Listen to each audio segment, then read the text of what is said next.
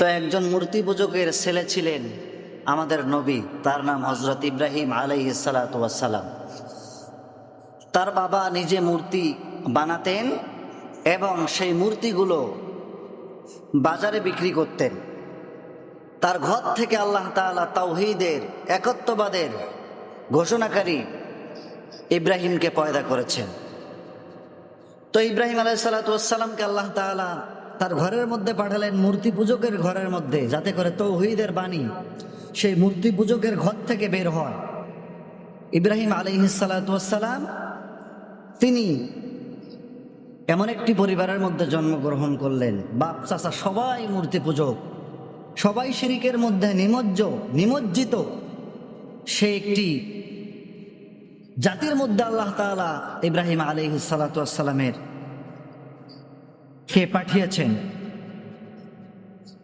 বছরের গুরুত্বপূর্ণ সময়, এই পূজার সময় ইব্রাহিম আলাইহিস সালাতু ওয়াস সালামের সমস্ত আত্মীয় স্বজন, কাছের লোকগুলা সবাই ইব্রাহিমকে ধরল, ইব্রাহিম চলো আজকে আমরা মেলায় যাব, আমরা মূর্তি পূজা দেওয়ার জন্য যাব। ইব্রাহিম আলাইহিস সালাতু ওয়াস সালাম আসমানের দিকে তাকালেন, বললেন যে ইন্নী সাকিম, আমি অসুস্থ। তিনি শারীরিকভাবে অসুস্থ ছিলেন না, এরপরও তিনি ঘুরিয়ে পেঁচিয়ে কথা বললেন। তার কারণ, গোটা জাতি যখন আল্লাহ তাআলাকে বাদ দিয়ে মূর্তি পূজার মধ্যে নিমজ্জিত থাকে, তখন সেই জাতির নবী কখনো সুস্থ থাকতে পারে না। ইব্রাহিম আলাইহিস সালাতু ওয়াস সালামকে যখন বললেন চলো মেলায় যাই, ইব্রাহিম আলাইহিস সালাতু ওয়াস সালাম তিনি বললেন, না আমি মেলায় যাব না, ইন্নী সাকিম, আমি অসুস্থ, আমি মেলায় যেতে পারবো না।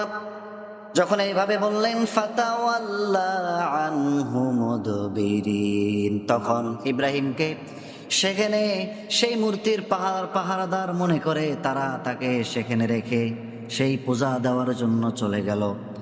পূজা দেওয়ার জন্য যখন চলে গেছেন ইব্রাহিম আলাইহিস সালাতু ওয়াস সালাম, তিনি মনে মনে চিন্তা করলেন, এতগুলো মূর্তি, এতগুলো হাত, এতগুলো তরবারি নিয়ে দাঁড়িয়ে আছে, তাদের সামনে খাবার দাবারগুলো সেই মুশরিকেরা রেখে গেছেন। ইব্রাহিম আলাইহিস সালাতু ওয়াস সালাম তাদের কাছে গেলেন, তাদের কাছে গিয়ে যেই খাবারগুলো তাদের সামনে নিয়ে গেলেন, ফারাগা ইলা আলিহাতিহিম ফাকালা আনা আলা তাকুলুন। ইব্রাহিম আলাইহিস সালাতু ওয়াস সালাম যখন তার পিতা সহ তার জাতি তাকে রেখে সেখান থেকে রেখে চলে গেলেন, তিনি সেই মূর্তিগুলোর সামনে গেলেন, গিয়ে দেখে সমস্ত মূর্তিগুলো এক একটা মূর্তির করে 10টা 12টা 14টা 15টা করে হাত, একটা তাকিয়ে আছে, আরেকজন ছুরি ধরে আছে, আরেকজন বাঘের সঙ্গে হা করে আছে। ইব্রাহিম আলাইহিস সালাতু ওয়াস সালাম বললেন, যেহেতু হা করে আছে, তাদের সামনে খাবারগুলো রেখে গেছে, সেই খাবারগুলো তাদের সামনে নিয়ে বলে যে আলা তাকুলুন, এগুলো খাও, গ্রহণ করো। মা লাকুম লা তানতিকুন, যদি না খেতে পারো কেন খাচ্ছ না, কথা বলো। মা লাকুম লা তানতিকুন, কেন খাচ্ছ না? তোমাদেরকে যারা উপাসনা করে তারা তোমাদের খাবার রেখে গিয়েছে, খাও এগুলো। ইব্রাহিম আলাইহিস সালাম সকল মূর্তির সামনে দাঁড়ালেন এবং তাদেরকে খাওয়ানোর কথা বললেন যে আলা তাকুলুন, এগুলো খা। অনেক নাজারানা দিয়েছে তোমাকে যারা পূজা করে, খা এগুলা।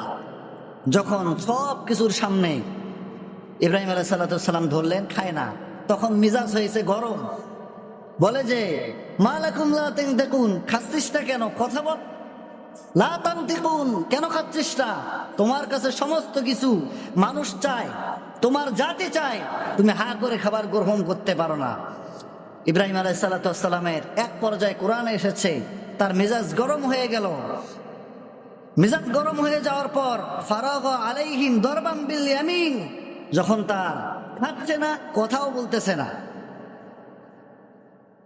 সন্তান আপনার কাছে কোনো জিনিস চাইছে যে আব্বা আমি ওটা নেব, চার পর তার হাতে ধরায় দিলেন যে বাবা এটা খা, তো খায়ও না।